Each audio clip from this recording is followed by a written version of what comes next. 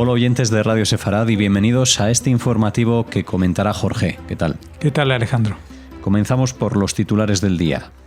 Recuperados en Gaza los cuerpos de los rehenes israelíes Gadi Haggai y Yehudi Weinstein. Los conductores de camiones de ayuda de Gaza convocan una huelga tras el ataque a un convoy. Una milicia siria no reconocida se atribuye la responsabilidad del lanzamiento de cohetes contra Israel y dice que es solo el comienzo. Familiares de una empleada de la Embajada de Israel asesinada denuncian a activistas que apoyan el ataque y afirman que trabajaba por la paz. El candidato a la alcaldía de Nueva York, Mamdani, se niega nuevamente a reconocer la existencia de Israel como Estado judío. Estos son los asuntos de hoy aquí en este informativo en Radio Sefarad. Comenzamos hablando de esa primera noticia, es que el ejército israelí recuperó durante la noche del miércoles los cuerpos de los rehenes asesinados Gadi Haggai y Yehudi Weinstein en la franja de Gaza del kibutz Nir Oz. Este matrimonio fue asesinado durante el ataque de Hamas el 7 de octubre de 2023 y sus muertes ya fueron confirmadas por los militares en diciembre de ese año. La pareja tenía ciudadanía estadounidense. Las fuerzas de defensa de Israel y el Shin Bet recuperaron los cuerpos en una operación nocturna, según declaró el primer ministro israelí Benjamin Netanyahu. Los cadáveres fueron recuperados en Han Yunis tras una operación militar conjunta del ejército y el Shin Bet. La pareja había sido detenida por las brigadas Mujahidines, un grupo terrorista relativamente pequeño en la franja, que también fue responsable del secuestro y asesinato de Siri Vivas y sus dos hijos pequeños, Ariel y Kefir. Haggai, de 72 años, y Weinstein, de 70, ambos ciudadanos estadounidenses, estaban en su caminata matutina alrededor del kibutz cuando fueron asesinados y sus cuerpos secuestrados y llevados a Gaza por terroristas liderados por Hamas. Se cree que los que aún están en manos de los terroristas son 20 personas vivas, mientras que existe una gran preocupación por el bienestar de otras 3 y el resto estarían muertos. El Foro de Rehenes y Familias de Desaparecidos dice que el regreso de los cuerpos de Yehudi Weinstein y Gadi Haggai ayudará a aliviar parte del dolor en torno a los asesinados durante la masacre de Hamas del 7 de octubre de 2023, al tiempo que pide al gobierno que llegue a un acuerdo para traer de regreso a todos los rehenes restantes retenidos en Gaza. Sí, cada vez que surge una noticia de estas, que en el fondo es una noticia que debería aliviar, es decir, que se recuperan los cuerpos de estas personas para darle un entierro como Dios manda, pues resulta que esto también golpea en la moral de la gente, y especialmente en la moral de los familiares de aquellos que todavía no han sido regresados, ni los vivos ni los cadáveres de los muertos. Así que con esta mezcla imposible de digerir de dolor y de cierta alegría, por otra parte, por haber recuperado, nos dirigimos hacia la segunda noticia, no sin antes verificar que realmente la situación se hace insoportable. No olvidemos que Israel ha logrado recuperar en este tipo de operaciones muy pocos de los cadáveres y muy pocas de las personas vivas que no fueran en las primeras horas del operativo de recuperación. Un sindicato que representa a los camioneros de Gaza dice que está deteniendo el transporte de entregas de ayuda dentro de la franja tras un incidente en el que varios camioneros fueron asesinados a tiros por hombres armados. La Asociación de Transporte Privado afirma que convoca la huelga en respuesta a un incidente ocurrido el día anterior en el que un convoy de camiones con ayuda humanitaria fue atacado por hombres armados en la zona central de la franja.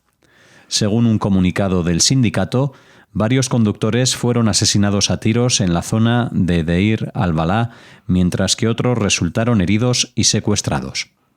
No está claro cuál será el efecto del ataque en las entregas de ayuda dentro de la franja, donde Israel dice que cientos de camiones llenos de alimentos, medicinas y otra asistencia están esperando para ser transportados desde el cruce de Kerem Shalom a almacenes administrados por la ONU y grupos humanitarios en toda Gaza. Los vínculos del sindicato con Hamás también son confusos. Antes de la guerra, la mayoría de los sindicatos de Gaza estaban afiliados al grupo terrorista. Por otra parte, la Fundación Humanitaria de Gaza dice que sus sitios de distribución abrirán más tarde de lo normal este jueves debido a trabajos de mantenimiento y reparación.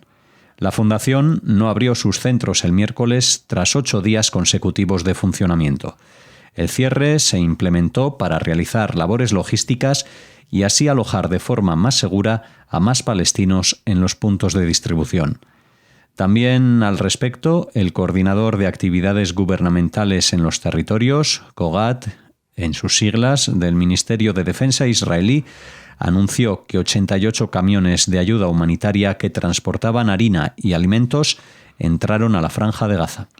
Sí, a pesar de las tergiversaciones que se hacen en muchos medios, los camiones sí que están entrando en parte en la Franja de Gaza, pero se encuentran con, por ejemplo, intentos de robo de los mismos o ataques directamente para asesinar a los conductores y secuestrar a los conductores de los camiones. Estamos hablando de gentes que son también gazatíes, los conductores de los camiones, y que llevan esta ayuda humanitaria que va a distribuir este organismo llamado Fundación Humanitaria de Gaza. Bueno, ellos también son atacados por el propio Hamás, a pesar de que, según refiere la noticia, en su momento este sindicato también se vio obligado a afiliarse a Hamás, como todo el mundo en la Franja de Gaza.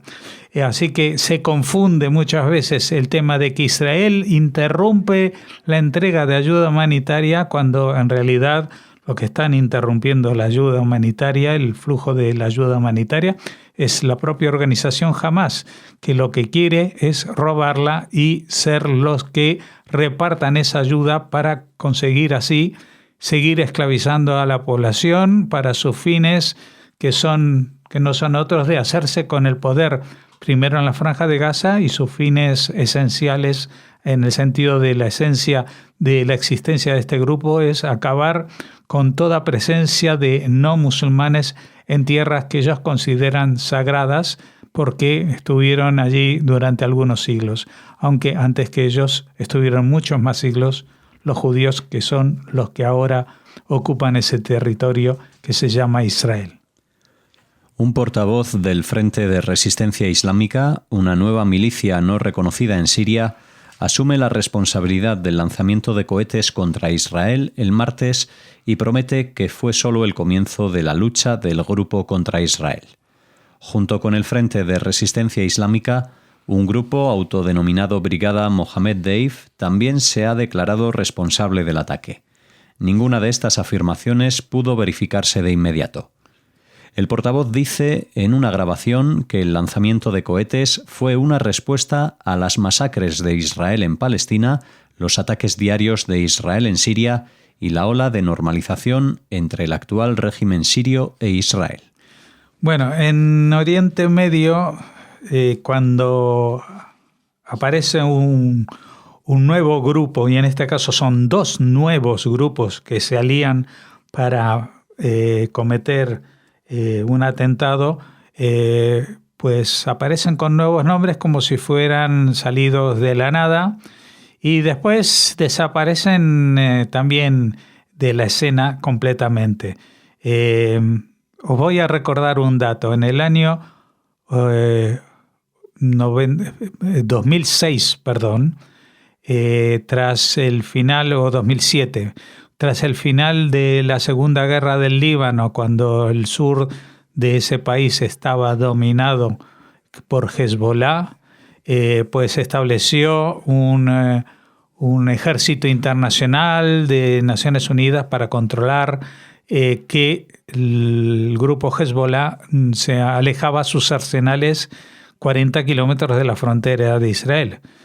Pero, desgraciadamente, entre ese grupo de de ejércitos voluntarios del mundo, había también españoles, y le tocó a 6 soldados españoles morir tras un atentado de un grupo que apareció para ese atentado y desapareció y nunca más se supo de él, lo que evidencia que eran los propios de Hezbollah. A partir de entonces, las inspecciones de los destacados militares españoles en la zona dejaron de existir prácticamente o totalmente, y lo que sucedió es que el sur del Líbano se convirtió en un polvorín y en un depósito de armamento apuntando a Israel, porque nadie se atrevía a sufrir nuevos atentados de este calibre. Bueno, por eso lo digo, porque esto tiene la pinta de ser algo bastante similar, es decir, se llaman el Frente de Resistencia Islámica, el otro es el Frente de Resistencia, la Brigada Mohammed Deif.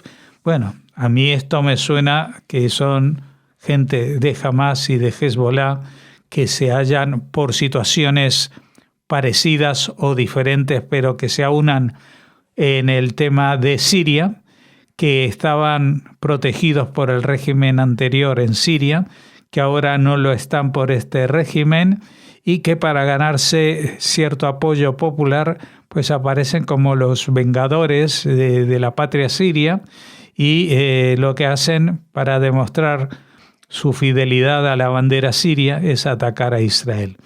Bueno, como decimos, esto es un caso muy distinto al que relatábamos sobre el Líbano, porque evidentemente Israel no se va a amedrentar ni va a cesar su precaución en la frontera siria, a pesar de que haya un nuevo gobierno diferente del anterior. Pues Israel se lo toma con mucho cuidado, vigilando absolutamente todo lo que pueda llegar a suceder, y en ocasiones incluso llegando todavía a atacar a depósitos de armas del antiguo régimen que estén en la zona aledaña o fronteriza con Israel. La familia de Sarah Milgrim, la empleada de la Embajada de Israel que fue asesinada a tiros en Washington, D.C. el mes pasado, se pronunció en contra de los activistas que apoyan el ataque en la primera entrevista televisiva de la familia desde la muerte de Milgrim. Entre los grupos aludidos se incluye una facción de los socialistas demócratas de América y el grupo extremista anti-israelí Unity of Files, que han apoyado al presunto tirador Elías Rodríguez. La madre de Milgrim aclaró que su hija no estaba en contra de los palestinos, no estaba en contra de la gente de Gaza, sino que trabajaba con todo su corazón para encontrar una manera en la que todos pudiéramos vivir juntos en paz. Milgrim fue asesinada tras salir de un evento en el Museo Judío del Capitolio junto con su pareja, Yaron Lischinski. Tras el tiroteo, Rodríguez gritó «Palestina libre». Lischinski le había comprado a Milgrim un anillo de compromiso y planeaba proponerle matrimonio durante un próximo viaje a Jerusalén. La familia de Milgrim se enteró de la propuesta tras su muerte. El informe afirma que Milgrim se enamoró de Israel tras celebrar su Bat Mitzvah en Jerusalén. Visitó Israel en otra ocasión mientras estudiaba en la universidad y en otra a través de Cake to Peace, un programa de estudio y trabajo para israelíes y palestinos. Pero resulta que el odio no tiene fronteras y actúa no solamente en Israel, y no actúa solamente contra israelíes, y no actúa solamente contra judíos. Esto es una de las premisas de las definiciones del antisemitismo de la IHRA. Y aunque se grite Palestina libre, es un acto de antisemitismo que se ha hecho, se ha encarnizado con esta chica americana que estaba trabajando para la Embajada de Israel, y su novio que ni siquiera era judío. Así que bueno, esto es lo que pasa en este mundo, y lo que más llama la atención no es solamente que el terrorismo de este calibre llegue a Estados Unidos, sino que esté ampliando su radio de acción. Antes, cuando se tipificaba de terrorismo un ataque, era porque ya no había, por ejemplo, en Europa más más escapada que reconocerlo cuando el atacante gritaba Allahu Akbar, es decir, que se hacía por una causa religiosa radical. Pero ahora se está haciendo por causas políticas radicales. Esto de Palestina libre es el mismo grito que ha hecho este nuevo último atentado en Estados Unidos, en Colorado, también con este mismo grito de Palestina libre, ¿no? Un grito que aparte es muy poco certero porque justamente creo que sería prácticamente todo Israel el que respaldaría una frase que dijera Palestina libre de Hamás o Palestina libre del terrorismo islámico, que eso es lo que Israel pretende. Israel no está haciendo lo que está haciendo para atacar a Palestina, sino que se está defendiendo de un ataque cobarde y gestado durante años para eliminar a civiles, secuestrar a mujeres y niños, matarlos, etcétera, etcétera. Así que lo que vemos aquí es que hay una degeneración, no ya dentro del mundo, digamos, musulmán, que era el fenómeno que estaba siendo reconocido en todas partes, porque no era solamente en los países árabes o musulmanes donde sucedía, sino también en Europa, que salían a acuchillar gente al grito de Allahu Akbar, sino que ahora también son gentes que no tienen nada que ver. Al menos el nombre Elías Rodríguez, del que cometió este atentado, no nos lleva a sospechar ningún origen árabe ni musulmán. Sí, era un ciudadano estadounidense de origen latino, sudamericano, pero el problema no estaba en su origen, el problema estaba en su adoctrinamiento político que le hace convertirse en un terrorista a él mismo. El candidato a la alcaldía de la ciudad de Nueva York, Zoran Mamdani, se niega a reconocer el derecho de Israel a existir como Estado judío. Mamdani ocupa el segundo lugar en las encuestas antes de las primarias del Partido Demócrata de este mes, que probablemente decidirán el ganador de las elecciones de noviembre en la ciudad estadounidense mayoritariamente demócrata. Mamdani, miembro de la Asamblea Estatal de Queens, es un veterano activista pro-palestino y un duro crítico de Israel. Sus opiniones sobre el derecho de Israel a existir han sido objeto de escrutinio en las últimas semanas. Anteriormente se había identificado como antisionista. La CNN cuenta que un asistente de Mamdani intentó recientemente detener una entrevista cuando el candidato fue presionado para aclarar su opinión sobre Israel. Mamdani es miembro de los Socialistas Demócratas de América, un grupo de extrema izquierda que ha hecho del activismo anti-israelí uno de los pilares de su partido. Sí, fíjense este nombre, Socialistas Demócratas de América, resulta que es el mismo que aparece citado en la noticia que dimos sobre la asesinada a tiros en Washington, sobre Sarah Milgrim y su novio Yaron Lishinsky. Pues esto es, dicen que entre los grupos a los que pertenecía Elías Rodríguez, el que cometió el atentado, estaban una facción de Socialistas Demócratas de América, aparte de otro grupo extremista anti-israelí llamado Unity of Fields.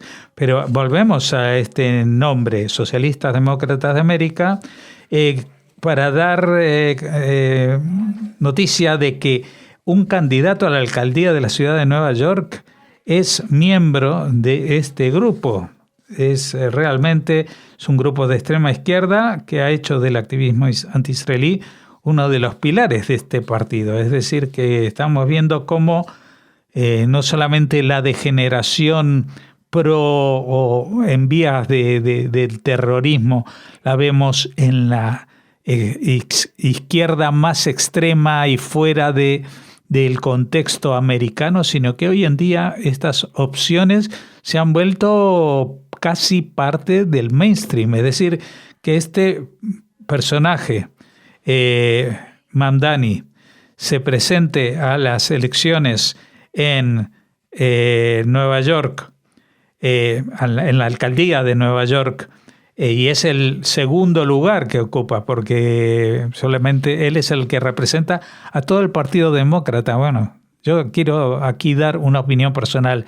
Yo entiendo de que hay muchos en el Partido Republicano de Estados Unidos que no se sienten identificados con el actual presidente, que es también el presidente del Partido Republicano de Estados Unidos, con Donald Trump.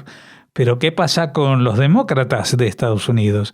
Resulta que ellos también tienen aquí algo que no resulta familiar y que no responde a la tradición del propio partido. Es decir, el Partido Demócrata es un partido que ha sido mayoritariamente votado por los judíos y ahora resulta que alberga en su interior a los mayores antisemitas, antiisraelíes o antisionistas, da igual la definición porque realmente apuntan a lo mismo. Aquí nos despedimos, terminamos el informativo de Radio Sefarad, donde les esperamos mañana con más noticias.